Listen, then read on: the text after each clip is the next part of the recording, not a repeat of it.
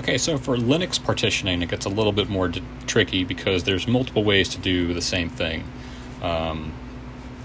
Linux can vary a lot depending on what kind of distribution you're using. There may be a graphical utility for this. For example, gparted is a pretty common utility for partitioning. A lot of Linux stuff is done through the command line, however. So what I figure I'll do with this video is show you the command line version of how to partition a disk, same as the Windows one with similar results to that. So I got my command prompt here for Windows or for Debian 10, and I'm going to log in as my user. And the program I'm going to be using is called Fdisk, and to use it, we'll have to switch into elevated permissions or the root user. So I want to type in su. If you're running like Ubuntu, you might have to use sudo instead, which stands for super user do, and then you could do like a -i, and it would get you to the same place. But on this version, I have to use su, and then type in the password for the root user, and you can see that here I'm now authenticated as the root user. And now what I'm going to do is I'm going to list the drives that are attached to this machine. So I'm going to use a command called lsblk. And you can see on here I have a listing of the drives. There's SDA, which has 3 partitions. That's the main system drive. There's SDB, which is a new drive I just added, and SR0, which is a CD-ROM drive or a DVD drive. So we're going to be working with SDB, and SDB's location happens to be in the dev folder. So I could do lsl dev SDB, and you can see here it shows you the file for that. So I'm going to open up the Fdisk program. In this case, it's usually going to be located in /sbin and then Fdisk, and then I want to pass in the drive as an argument, so I'm going to do /dev and then SDB and press enter. And you can see here it's this is the opening for Fdisk. If I press P, it'll show there's nothing there because the P lists all of the partitions that are available on it, and there's no partitions yet. So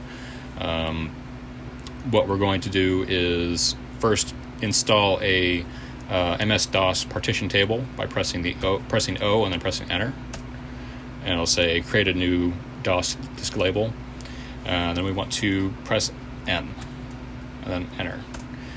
And this part is pretty easy. You can pretty much just go with the defaults. So it wants to know if we want to do a primary extended partition. We want to do primary, and you can just hit enter because it's by default going to select primary. It will ask you for the partition number. Because it's a primary, it's limited to 4 partitions, but again, just doing 1, so you can just press enter again.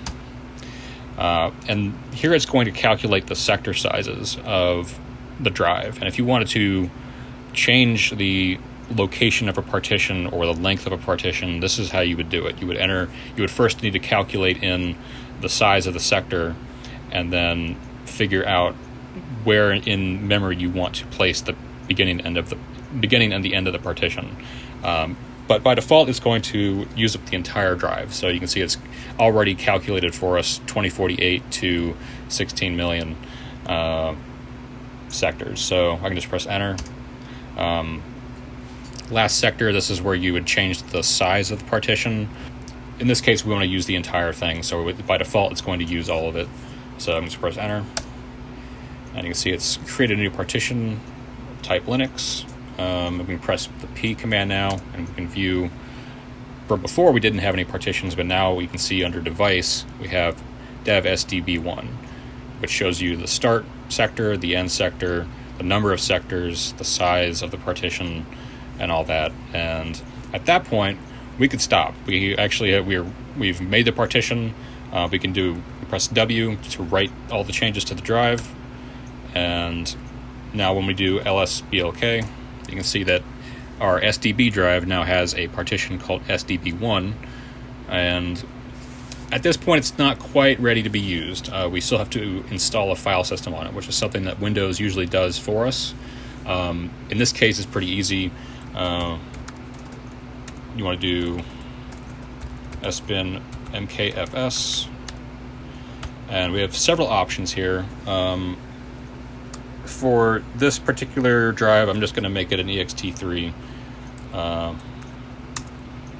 and then you have to pass in the same, or the partition that we made before. So in this case, again, partitions are going to be located in the dev folder along with the drive. So we want to put an SDB1. In this case, we're saying we want to install the file system on our partition and not the actual drive. Press enter, and it'll create the file system. And we do lsbok again. And now it's ready to be mounted onto the system. So in this case, what I'm going to do is I'm going to go to the MNT folder. There's nothing in here. I'm going to make a folder called Drive 2. And now, pretty easy, I can just do mount SDB1, which is saying we want to mount the partition that we created that has the file system, and we want to mount it to mount Drive 2. And now we can change directory into Drive 2. And that's it. You can see in here there's a lost and found folder that's installed by default by the ext file system. We don't need to worry about that, but now we can add files to our file system like a normal drive.